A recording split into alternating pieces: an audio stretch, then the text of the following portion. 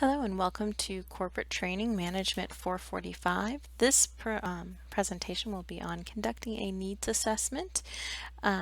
As we go through the presentation, we're going to be talking about the needs assessment as it relates to how it's introduced in week 2, but please note that you'll need to refer back to this information throughout the course as it's something that we're creating a foundation for the rest of our work off of. Hope you enjoy it, and if you have any questions, please do feel free to post them in the class, send me an email, send me a text, or give me a call. The overview for this presentation is we're going to cover the purpose of a needs assessment, the focus of it, the outcomes of it, the data collection methods used for it, the method of conducting the actual needs assessment, and then we're going to go through a brief example of a needs assessment and how it might look in the real world. Please do note that this needs assessment is catered specifically towards corporate training and development.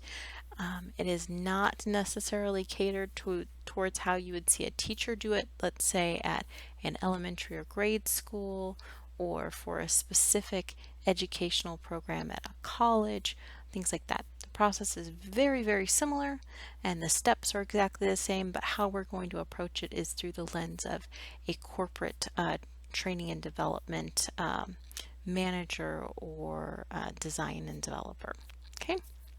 I also want to give you a disclaimer. This PowerPoint is meant to be brief and to give you an overview so that you get high-level details. You can see the outline and landscape of how a needs assessment is conducted. You'll be able to complete your assignment and do a good job on it, and you'll be able to get a feel for how a needs assessment goes. This is not to provide you with every detail of how any and every needs assessment may look in the real world, nor is it to get you bogged down on creating elaborate needs assessment reports. So when we're out in the real world and we're working at a business, right, lots of businesses, if they have established training and development departments, they will have a method for conducting their needs analysis. They might have steps laid out, data collection sources. They could even have down a matrix for how many people must be observed and interviewed based on the population size. They might even break apart the needs assessment into multiple people. They do certain pieces and then someone puts it together and analyzes that. So it may look a lot different out in the real world. Other places, smaller businesses or less established training and development departments, they could have a little bit more casual of an approach to a needs assessment than what I'm going to present. So I'm trying to present the middle ground, right? I want you to have a good feel for how it should look at bare minimum, but I don't want you to get so bogged down by every detail and every bit of statistical evidence that you need to produce that you get lost in those details. I did link a really great guidebook about the details of how to conduct a needs assessment that is very detailed. It's the ideal way to do it, and that's what most colleges and grade schools and high schools have to use due to regulations.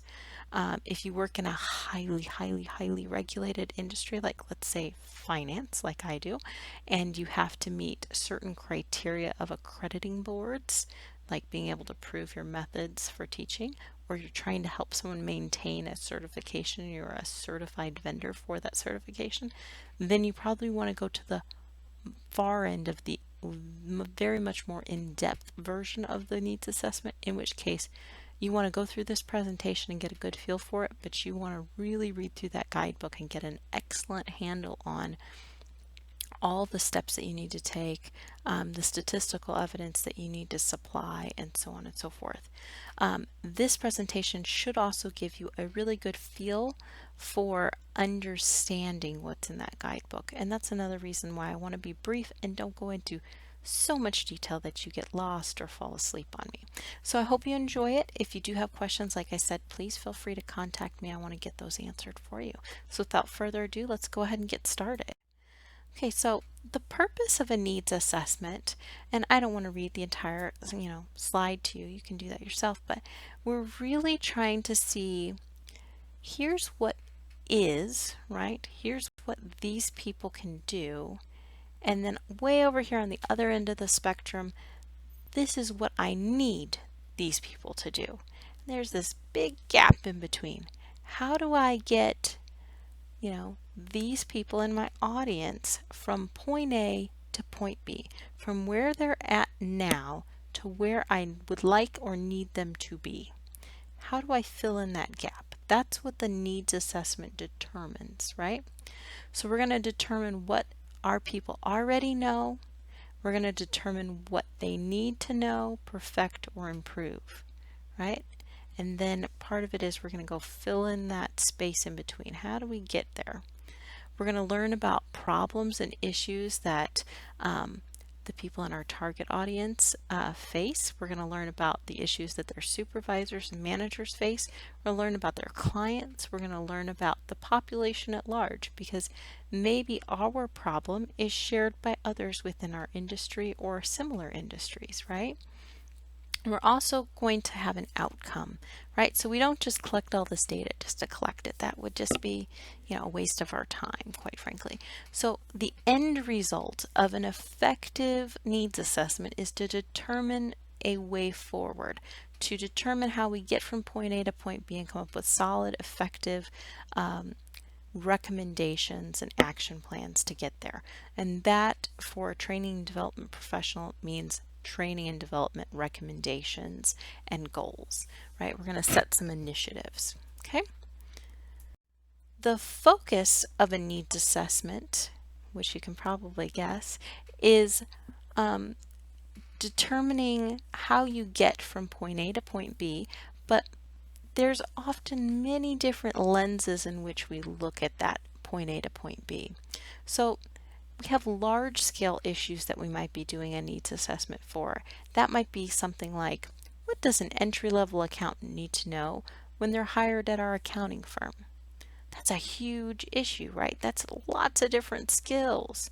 If they're just out of college, then, they might need to know how to be in a professional workplace.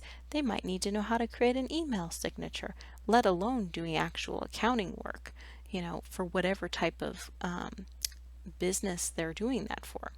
So these types of macro problems, right, large scale problems, this kind of needs assessment is almost like an umbrella.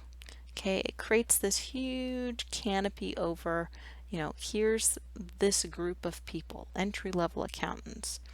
What is it that I need them to do? Every aspect of their job.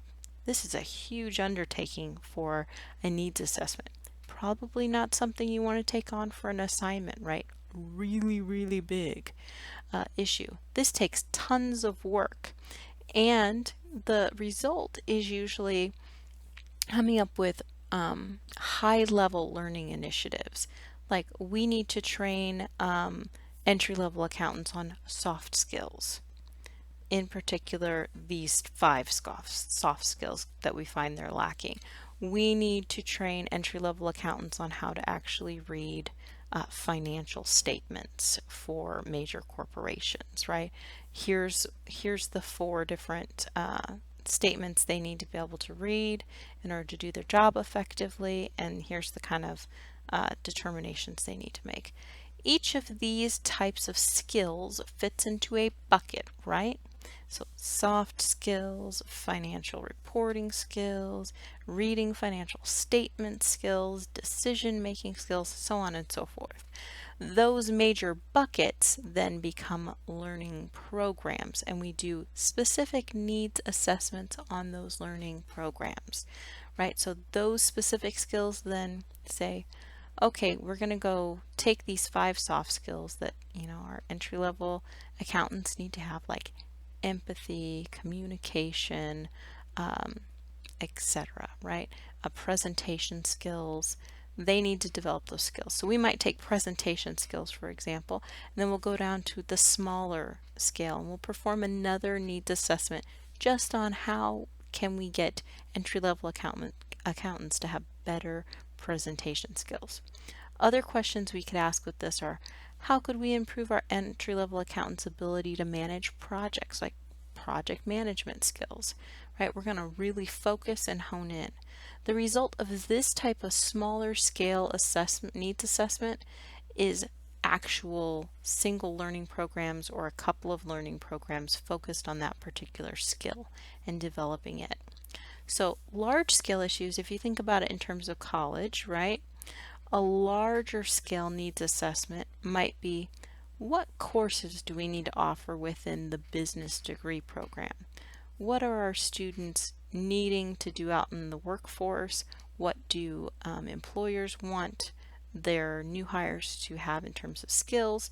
What skills do our students already possess coming into our business program versus what do they need going out into the workforce?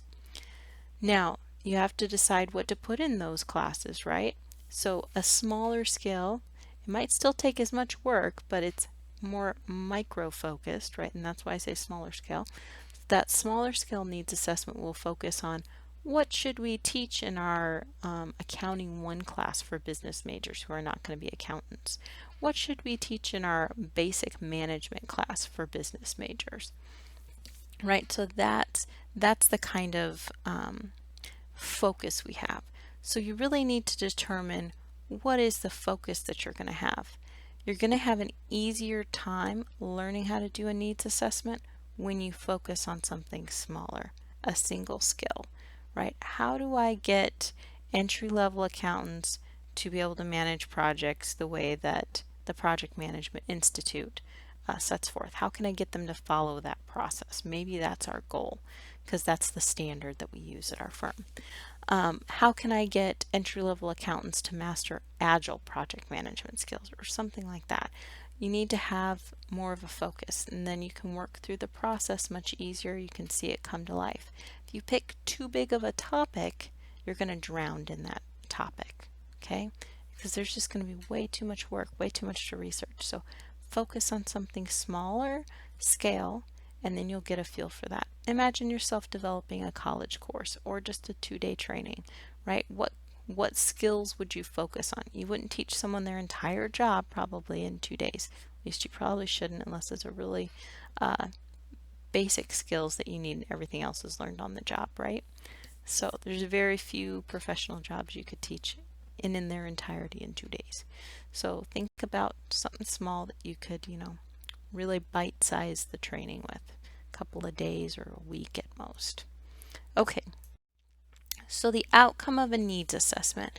So when you're conducting this needs assessment, you got to know where you're going, right? So you don't just write a bunch of stuff on a piece of paper and say, oh, that's great. You have to determine what the outcome is going to be. So you're going to have a detailed description of the skills which exist in the target population. And this is going to be varied, right? You might have entry-level people in your population all the way up to people that are getting ready to retire because they've been doing it for 40 years. Or your particular group, they might all be about the same place in their career and tenure with the company. Every single time, it's probably going to be different. You're going to have a detailed description of the organizational goals and strategies you're trying to achieve by performing this needs assessment and then implementing some type of learning solution for it. And you're going to have a detailed proposal about how you can close that gap between what skills your people have versus what skills the company needs them to have. And let's look at what's in that proposal. So the proposal is going to contain a description of why the gap or needs to be closed, and what impact or effect closing that gap will have for various parties, right? You got to kind of sell it a little bit, right? Because you want people to take your recommendations. So what impact is it going to have for the learner? What impact is it going to have for their supervisors and managers and other staff members having to interact with them? What impact is this going to have for the business? What impact is this going to have for the business's customers, clients, etc.? How the information, right? So the content that you need to deliver, or the training materials you need to deliver, what format should that be presented to the learner? Should it be online training materials that are super easy to understand and very step by step? Or do these learners tend to latch on very quickly, and are these easy concepts where you can just present them some case studies and they can pick up on the nuances in the project, or the process that you're trying to teach. You're going to have a summary of existing tools that could help meet this. So maybe you have an underutilized training program. So let's say you're focused on project management skills and you noticed while collecting all this data to perform your needs assessment that there's already a project management course that your company offers, but very few people enroll in it. Well, if that course makes a huge impact for the people that take it on being able to manage projects, and you need your new hires to manage projects just like all those people that took that class can, then maybe you already have a tool there and the outcome of your needs assessment is to use your existing training. So that's a possibility. Lots of times though, the outcome is to create a new training or to contract a vendor to come in and do one for you. You're going to have objectives, measurable objectives that could be used for the training. They're going to provide structure and guide the training. Utility, again, you got to do a little salesmanship with this one. Do you think people are actually going to take this training? Do you think they're going to apply the concepts and skills taught in the training? Do you think it's going to be useful? How long do you think the company is going to have to maintain this training going forward? You know, is it the foreseeable future, or do you think this is going to be a training that you just need to do 1 or 2 times to get everybody trained and then you're not going to have to offer it again? You know, you got to have that kind of projection, that kind of outlook. How long do you think they're going to have to invest this money? Credibility. How are you going to determine whether or not your training solution was effective or not, and whether or not the people who go through it can do the things that you claim they can do? Also, are you using evidence-based approaches? Is there some kind of precedence that's been set for your approach? Do you need to go out and find some evidence? Do you need to do a pilot so you can prove that it works? Got to create some kind of credibility with your proposal. So when we're doing a needs assessment, we need to collect data. There's 2 ways in a needs assessment that you can collect data: indirect and direct. Think of indirect as anything that you do that does not involve physically going and interacting with and observing the population or people that may interact with the population. Think of direct as anything that you do where you observe or interact with the affected population or someone they interact with, right? So indirect involves doing things like reviewing the company's strategies, their mission statements, their vision, job descriptions for the position you're looking at, other pertinent documentation like employee handbooks, existing materials, and training documents or training courses. You're going to examine the industry trends and published research in this field. You're going to find evidence-based approaches for achieving your desired outcomes. So if your business has, you know, a mission statement and strategies and goals, and that's why they've sent you to do this needs analysis, you need to go research how other businesses and organizations achieved similar goals. Yes, I know. Just sigh now. I've got to use the library and trade magazines and journals. Unfortunately, yes, it's probably somewhere, if you're going to work in learning and development, that you're going to have to go there and do that. You're going to have to like researching. Direct observation is used very often. So direct data collection might involve things like observing the target audience, interviewing them, surveying them, having them take assessments and tests, things like that. You might observe clients or other staff, supervisors, managers, the work environment. You might have everyone take assessments. You might ask HR for employee files. You could look at performance statistics and have them pulled down from the system. You know, if you think about call centers, they can give you all the call data. They can give you ratings from people listening in and rating caller effectiveness. Can look at stats on how long they stay on the calls, etc. Call centers have it good when it comes to data. The rest of us might have to work a little bit harder to get it. Okay, so the method for conducting a needs analysis, there are our needs assessment. Either one works. There are 7 basic steps. So we're going to construct some objectives. Why the heck are we doing this needs assessment? What's going to guide us? What are our goals that we need to achieve through this needs assessment? They're usually along the same lines, but you might want to set specific ones, right? You're going to select a target audience, right? You just don't go out into the work, place at your job and say, oh, what is the training that everybody needs? No, you're going to select a group of people, and that's, we look at them usually within job groups, right? So departments, people performing the same job, or we look at them people performing similar jobs, or people at the same level performing similar jobs, and we want to group them. We have to have an audience. It's not usually the entire company, but let's say you're looking at creating a sexual harassment training. Well, everyone at the entire company would be your audience, right? So in that case, you could have that broad audience, that huge audience of I've got to train everybody, everybody's my audience.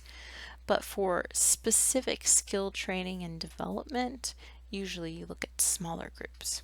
So you want to select a target audience. So who are you training? Is it everybody in the company? Is it a smaller group? Most of the time it's a smaller group and not everybody at the company. You're going to find that you need to collect the data, so you're going to decide how you're going to do that directly and how you're going to accomplish it indirectly. You've got to have a data collection plan. And then you're going to select a subgroup or a sample of your target audience to assess or to directly observe, interview, test, etc. You're going to select a method of data collection. So are you going to solely rely on indirect methods? That might not result in the best recommendations. Are you only going to base your recommendations off of direct assessment? Also may not result in the best outcomes, but it's been done. Are you going to use surveys? Are you going to use tests? Are you going to use interviews, observations, etc.? Got to decide that. And then once you've collected the data and put it all together, then you're going to have to analyze it. Yes, I know, statistical terms, you all start itching and scratching and hyperventilating. Don't. It's scarier sounding than it actually is. So we're going to analyze the data and then we're going to make recommendations. The recommendations, like I said, are usually what should this training look like? Can we use something we already have? Do we need to get something new? Should we use a vendor? Should we develop it ourselves, etc.? So that's kind of the 7 steps that we need to go through. Now let's look at an example. I'm going to assume that everybody has been to a grocery store before, so I'm going to use the example of the grocery store clerk. So we're going to look at cashiers at a grocery store. So here's our objectives.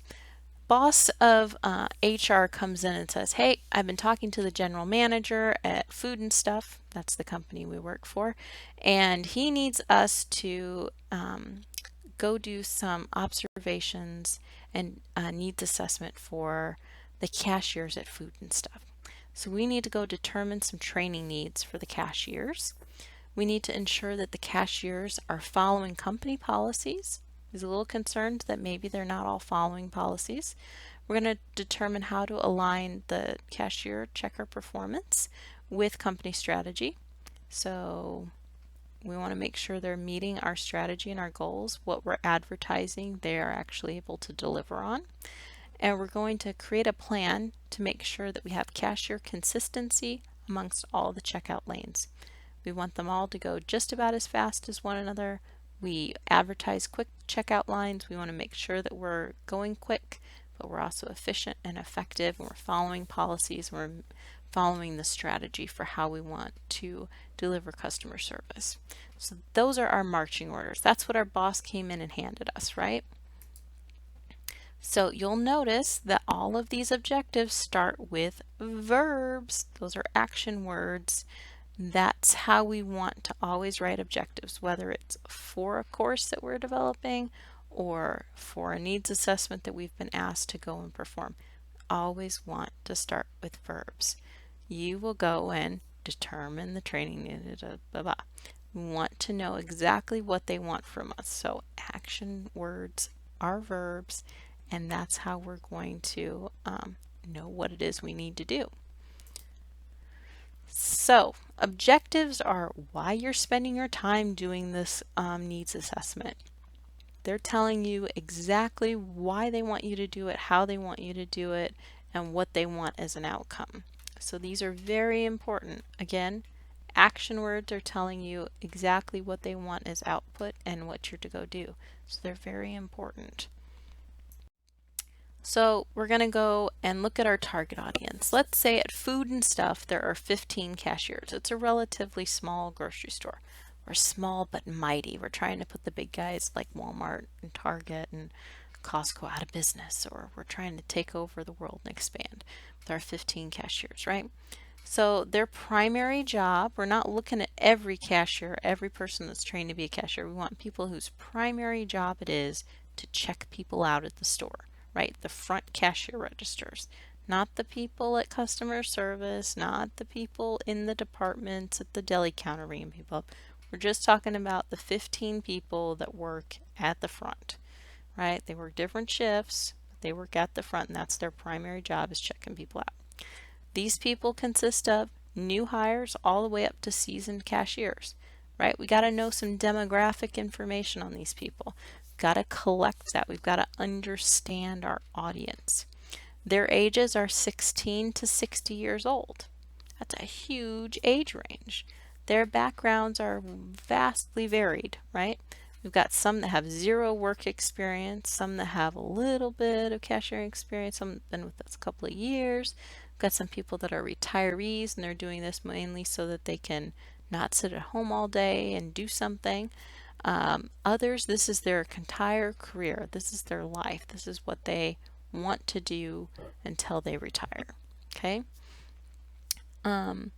And then we're going to collect other relevant demographics and data. We might need to collect education levels. We might need to collect, qualifications for when they came in. If there was a hiring assessment, maybe we need to collect that information. Personality assessments, if our company does them, we'd want to collect that. All that data is going to give us a much clearer picture of who it is that is within that large audience, everybody that we're trying to target with our training. Okay? So data collection, we're going to set how we're going to indirectly and directly collect data to fuel our needs assessment. So some indirect things we're going to go do, we're going to go review the company policies. It would probably be good to know what it is we tell cashiers they're responsible for doing and how they're responsible for doing it. We're going to go review the mission, vision, and current strategies that the company has. We're going to go review the current trainings that we require all of our cashiers to take. Okay? We're going to go collect job description and minimum qualification requirements from HR. We're going to want to know what do you look for when you hire people, because new hires are in this group and existing people are within this group. We might even ask for current files on these employees or data on them if we can't get their files. We're going to research current trends in the industry and current training practices. So we might go out to a journal that talks about retail and research, and we might look for trends in speeding up cashiering. We might look for trends in customer service within the grocery retailers industry. We might look for articles about how to best train customer service professionals.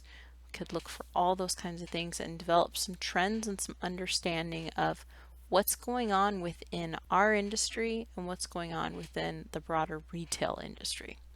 We're going to pull some historical data probably from the registers, such as when are our busiest times, how many items are usually in a single sale, how many of those items are bought in the checkouts versus throughout the store.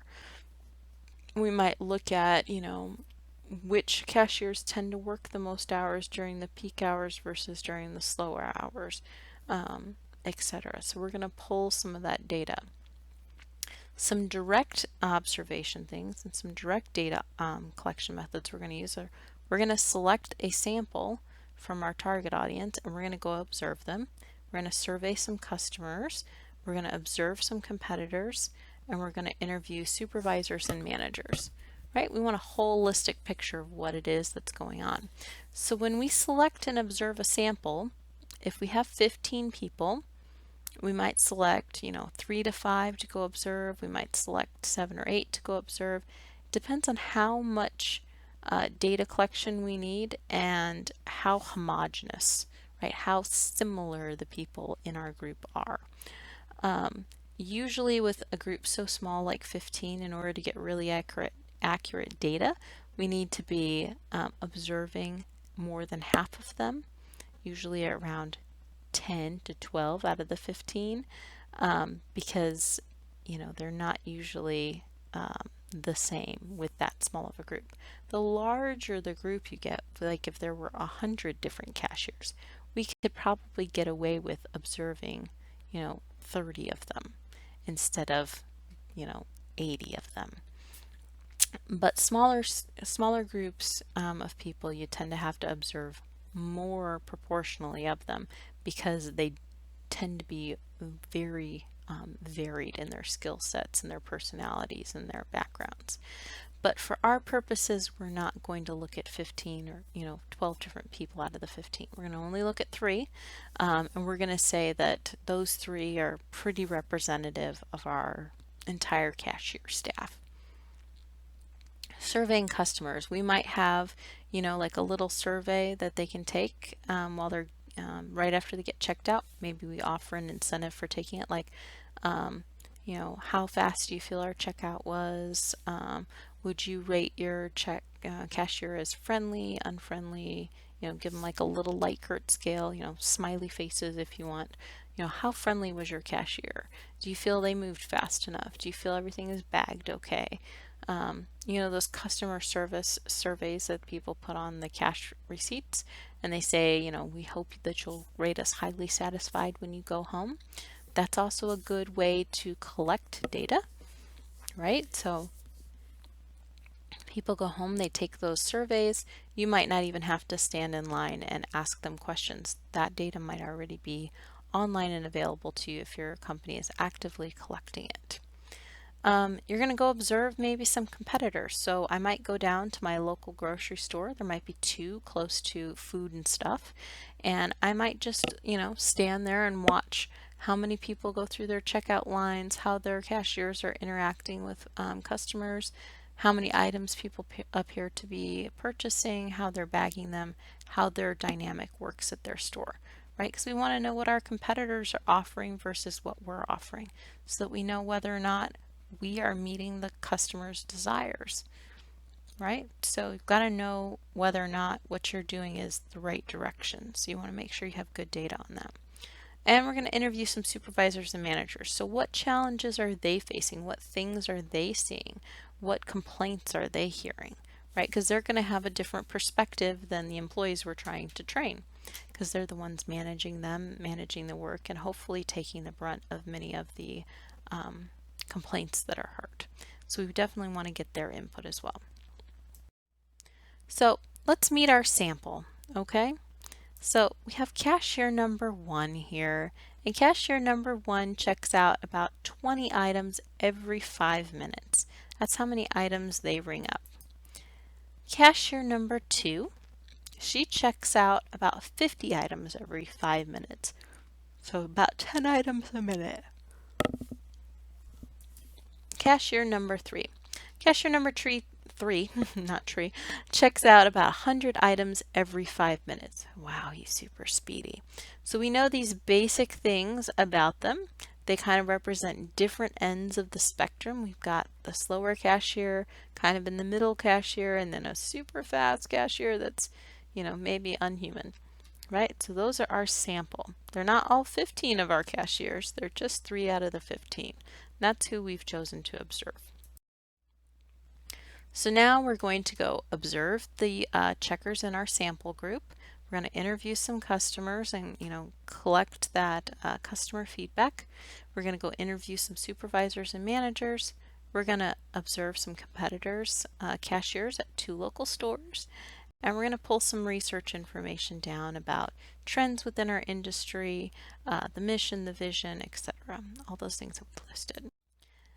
So now we're to the point where we're observing our sample group. What are these cashiers doing? Right? So here's cashier 1. When we observe cashier 1, we find cashier 1 checks 20 items out every 5 minutes. Cashier 1's line is really super neat and tidy. The cashier's patient. She interacts with the customers. She chit-chats with them. They seem really engaged. They seem to be happy when they're checking out. The people in the line seem to be a little annoyed that it's going so slow, but once they get to checking out, they really warm up to the cashier and like her. She's very meticulous about bagging, so, no meats and vegetables together, no cleaning supplies in with food. Everything is meticulously placed. You're not worried about your bags breaking, but it's slower, right? Always looks up every single price. Even when it's produce that is routinely rung up, still looks up the price to ensure it's correct.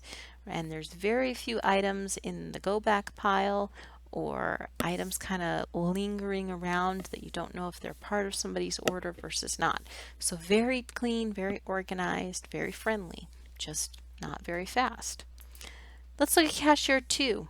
Cashier 2 again checks out 50 items every 5 minutes. The line's pretty tidy, but it's not kept up as clean as cashier 1. She chit-chats and has a conversation. There's a little bit of clutter. It's not as organized in her work area as, cashier 1, but it's fairly clean. She gets a lot of people to sign on to the loyalty program, which Food and Stuff has really been pushing lately to try and get people to come back. So anyone who doesn't have the card, about 3 out of 7 times, which is really high for us, she gets people to sign up for that loyalty card, which is great. She has one of the highest sign-on rates in the company. She's good at bagging things. Nothing that shouldn't be bagged together is bagged together, but there is a little bit of mixing, so there might be some canned items and some boxed items. There might be some fruit and some vegetables together. There might be some dairy and some vegetables together. Just none of the stuff that shouldn't be together, like cleaning supplies and meat, aren't mixed in with other things. Right? She knows most prices and codes by heart. She ensures that the customer, as soon as she's done checking them out, that everything's in their cart ready to go and they're ready to get out of her line. She's really efficient that way. Okay. Cashier 3, Speedy Gonzalez, right? Checks out 100 items every 5 minutes. But when we observe him, he doesn't really interact a whole lot with the people coming through his line. He acknowledges them, says hi. Did you find everything you need? Okay, all right, I'm going to ring everything up. Has a very meticulous process. Greets the customer, asks them if they need to find anything, asks them if they're a loyalty member, rings them up, tells them the total, gets them out of his line. That's pretty much his process. Very set on it, doesn't do much interacting other than that. It goes super duper fast, but it isn't clear that he always knows the prices that he's typing in. He seems like he knows the produce prices, but you're a little concerned that probably didn't type all those numbers in 100% correctly and probably guessed. And if something came up where it was, not priced or it wouldn't scan, he kind of guessed or just asked the customer the price. There's lots of clutter and go back. You're not sure if the clutter is people's items that were left because he got them out of the line so quickly, or if they're go back items or his personal items. You're just not real sure. You notice too that he's not ringing up every single item in an order. So while he's going really fast and ringing lots of items, he is missing some stuff because he's going so fast. And he appears friendly, but again, just very little interaction. So there's no real way to tell that he's being super friendly or being standoffish because he smiles and greets somebody, goes as fast as he can. So we've got these 3 very different checkers, right? Now we've got to determine, should everybody be trying to hit the 100 items? Should we be trying to hit and be more like cashier 2? Should we be more like cashier 1? Or do we need to find something that each of them need to work on in order to be our company's ideal cashier? And that is probably more likely than anything. We probably need to tweak things about each of these 3 cashiers to make them into our ideal cashier. Like maybe we want about 75 items every 5 minutes rung up from each of these cashiers. Maybe that's our target. Maybe we do want them to interact with people. We do want them to have tidy lines. We do want them to have well-organized go-back items. We do want them to sign people up for loyalty cards. We do want them to get people out of the line quickly and efficiently. And we do want stuff bagged efficiently, right? So we know that those are goals that our company wants. We look at what we have and how people are performing it, and then we determine, is it possible to get to our ideal?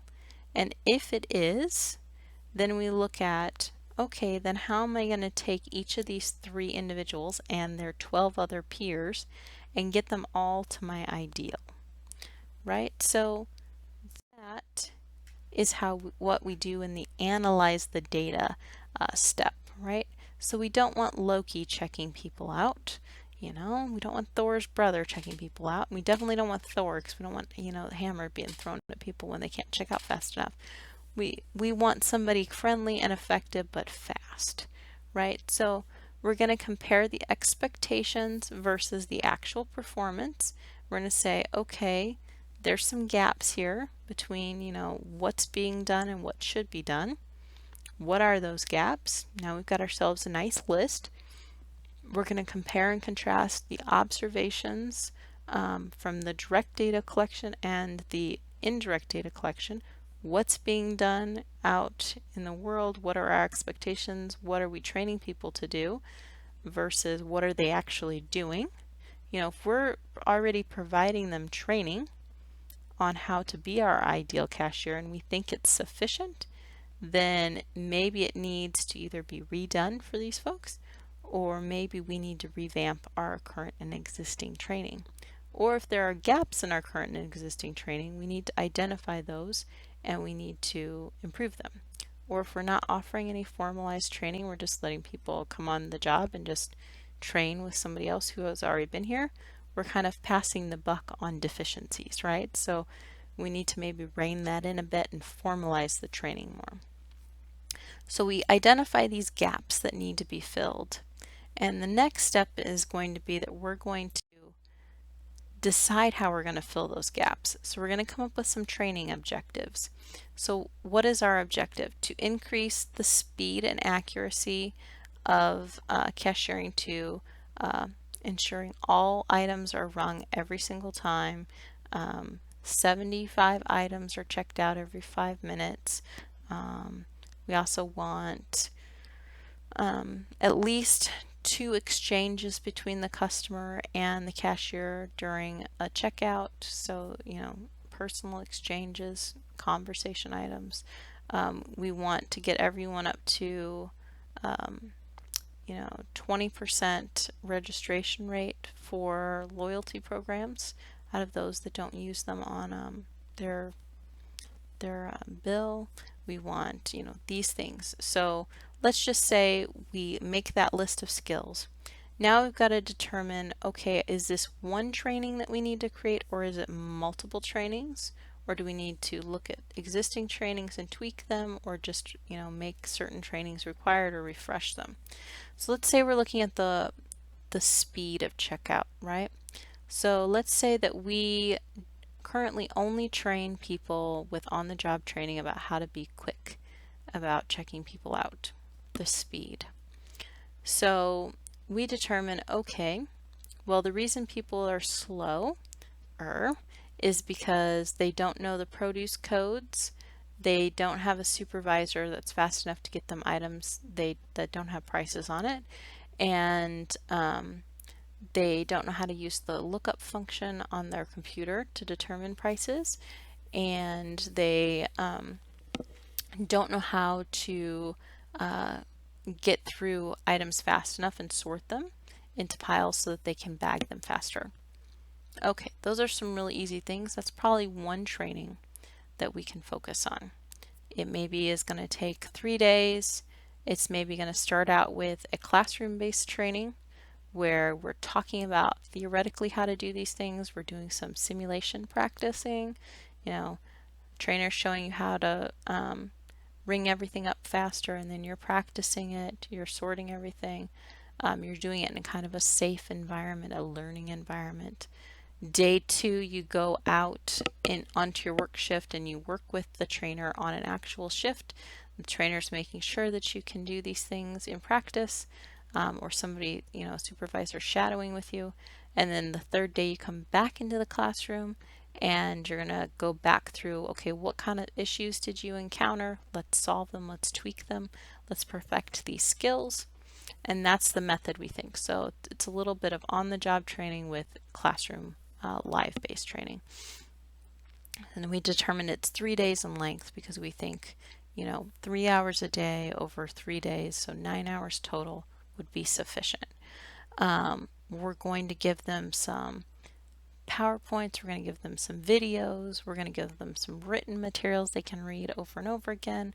Maybe we're going to do some flashcards for the produce codes that they can start, taking home with them and memorizing. They have pictures on them in the code.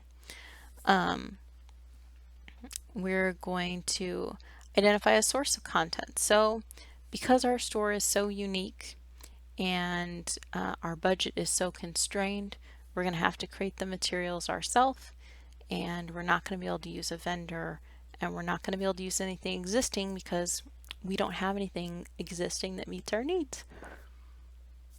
So we kind of write up a little description about that. Determine when to implement. Well, we may look at the calendar and see that we have 2 new hires that are starting next month. We're going to be hiring 2 new hires. That gives us 4 weeks, let's say, to develop the training and get it ready to implement.